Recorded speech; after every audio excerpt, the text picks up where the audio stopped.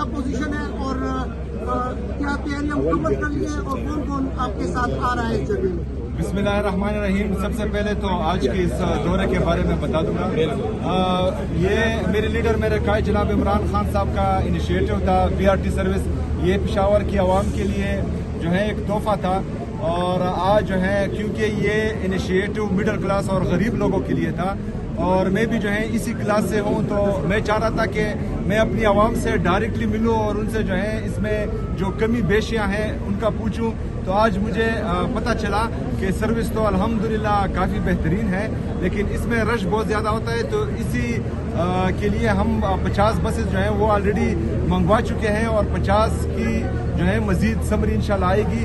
तो इसको हम बसेस भी बढ़ा रहे हैं और डिफरेंट रूट्स जो शामिल नहीं है वो भी शामिल कर रहे हैं। और आज मैं यहाँ से ये ऐलान भी करता हूँ कि हमारा जो जमरूद TD बाज़ार है उस तक भी जो है इसको एक्सपेंड करेंगे, और उस दूसरी तरफ जो है बड़ा बाज़ार तक भी इसको एक्सपेंड करेंगे इंशाल्लाह ताला।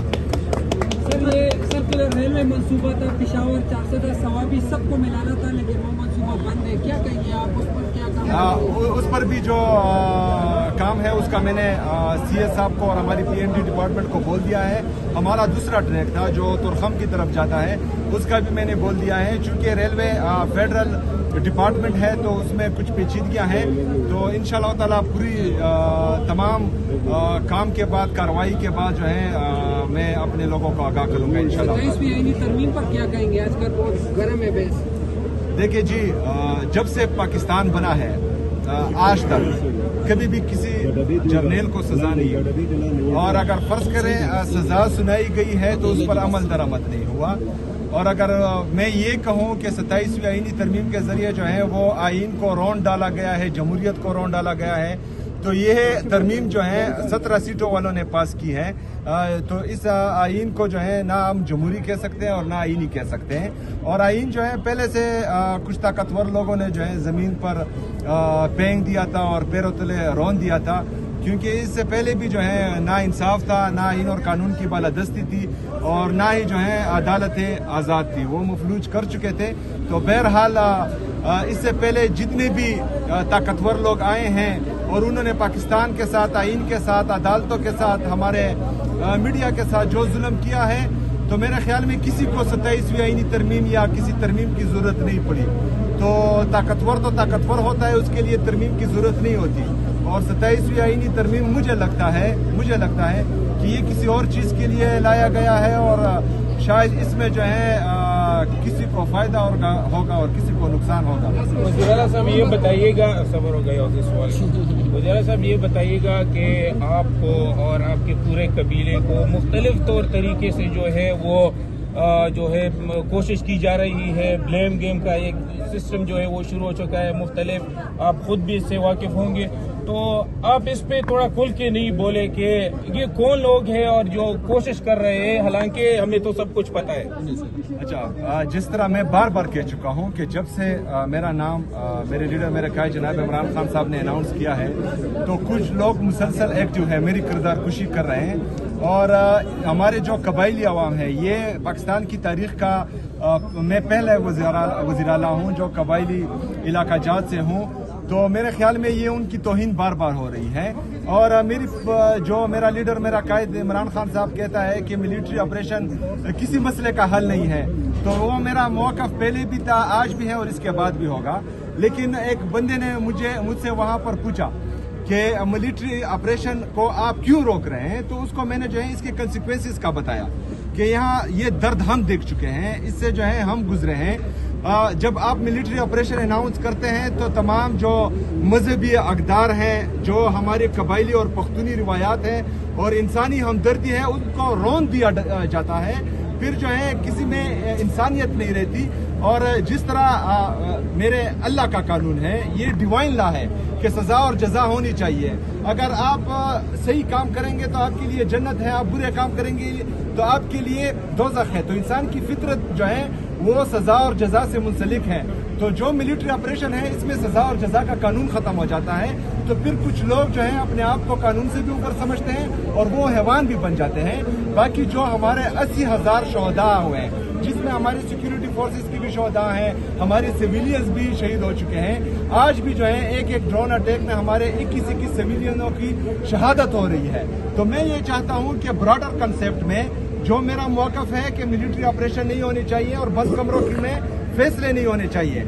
यहाँ खैबर पख्तूनख्वा की हुकूमत को, खैबर पख्तूनख्वा के पार्लियामेंटेरियन को, खैबर पख्तूनख्वा के अवाम को हर उस फैसले में शामिल किया जाए जो खैबर पख्तूनख्वा और उसकी आवाम के बारे में हो। इसी हवाले से 12 नवंबर को बुध के दिन जो है हमारा तमाम सियासी पार्टियों का, समाजी शख्सियात का, हमारे जो साबका पार्लियामेंटेरियन हैं उनका जिरगा होने जा रहा है जो अमन और अमान की सूरत हाल पर है। इंशाअल्लाह ताला उससे जो है मुझे लग रहा है कि मुस्बत नताइज आएंगे और इस दहशतगर्दी के नासूर का और अमन और अमान की सूरत हाल का मुस्तकिल हल इंशाअल्लाह ताला ढूंढा जाएगा इंशाअल्लाह। शुक्रिया। जरिए की इस वक्त क्या पोजीशन है और क्या तैयारियां मुकम्मल कर ली है और कौन कौन आपके साथ आ रहा है जरिए में?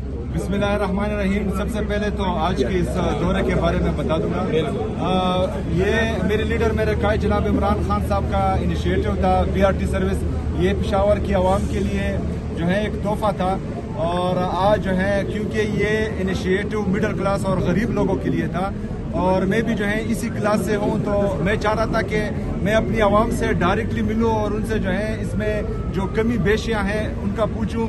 तो आज मुझे पता चला कि सर्विस तो अल्हम्दुलिल्लाह काफ़ी बेहतरीन है, लेकिन इसमें रश बहुत ज़्यादा होता है। तो इसी के लिए हम 50 बसेस जो हैं वो ऑलरेडी मंगवा चुके हैं और 50 की जो है मज़ीद समरी इंशाल्लाह आएगी। तो इसको हम बसेस भी बढ़ा रहे हैं और डिफरेंट रूट्स जो शामिल नहीं है वो भी शामिल कर रहे हैं। और आज मैं यहाँ से ये ऐलान भी करता हूँ कि हमारा जो जमरूद TD बाज़ार है उस तक भी जो है इसको एक्सपेंड करेंगे और उस दूसरी तरफ जो है बड़ा बाज़ार तक भी इसको एक्सपेंड करेंगे इंशाल्लाह ताला।